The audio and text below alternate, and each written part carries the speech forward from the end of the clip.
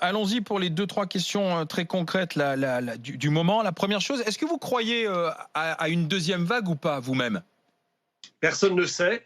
Gouverner, c'est prévoir. Il faut donc prévoir le pire. Ce qui peut se passer, c'est que les gens vont sortir dans la rue.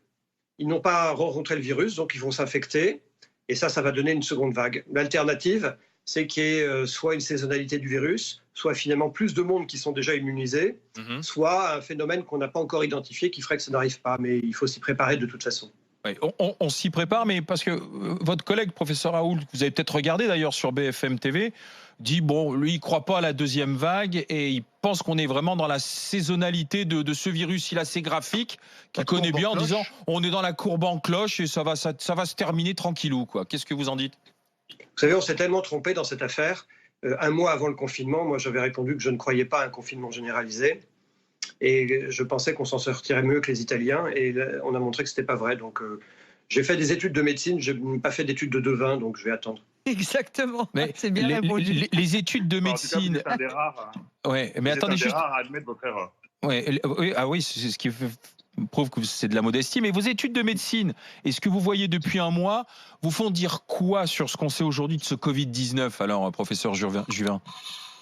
C'est que c'est une maladie extrêmement contagieuse, beaucoup plus qu'on ne le pensait, qui en fait est une maladie dont on pensait au début qu'elle serait plutôt pulmonaire. Vous savez, la grippe, en fait, quand elle donne des formes graves, elle atteint surtout les gens qui ont des maladies pulmonaires chroniques. Et en fait, ça atteint essentiellement des gens qui ont des maladies plutôt vasculaires chroniques, de l'hypertension artérielle, du diabète, qui est une maladie vasculaire, l'obésité, qui a des effets vasculaires. Donc c'est une maladie qui touche beaucoup les vaisseaux. Et donc, ça c'est le premier point. Deuxième point, comme vous le savez, on a une vraie inquiétude sur le taux d'immunisation réel de la population.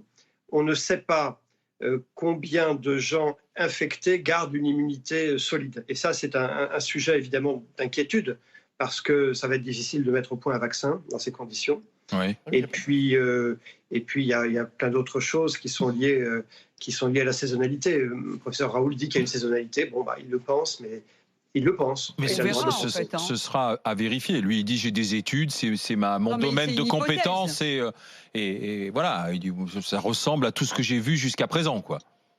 Écoutez, moi, j'ai en général plutôt tendance à entendre des gens qui parlent dans leur domaine de compétences. Toutefois, l'enjeu est tellement immense que ça serait, je pense, une vraie erreur de parier l'avenir sanitaire du pays sur une hypothèse. Vous voyez ce que je veux dire? On a fait beaucoup d'hypothèses quand même et on s'est beaucoup trompé. Donc arrêtons les hypothèses et passons un peu dans le dur. Alors justement, avant les questions de GG, vous dites il faut se préparer à cette deuxième vague. C'est mieux de la prévoir.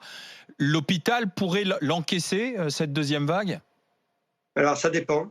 D'abord, la vague de mars, comme vous le savez, on l'a encaissée très difficilement et on l'a encaissée au prix de morts. Je ne refais pas le débat dans les maisons de retraite. Mais là, il y a eu un sujet majeur. S'il y a une deuxième vague, l'inquiétude qu'on peut avoir, c'est quoi? C'est à la fois, on déconfine, donc du coup, il n'y a plus d'arrêt à la circulation du virus. Et là, vous pouvez avoir beaucoup plus de cas, premièrement. Et deuxièmement, fin mars, nous n'avions que des malades du Covid dans nos urgences et nos réanimations, parce que tout le monde s'était mis à l'abri. Mais ce qu'on voit depuis maintenant 10-15 jours, c'est l'arrivée de patients qui n'ont pas le Covid, mais qui ont de l'hypertension artérielle, du diabète, des dépressions, et qui décompensent leur maladie chronique mal traitée.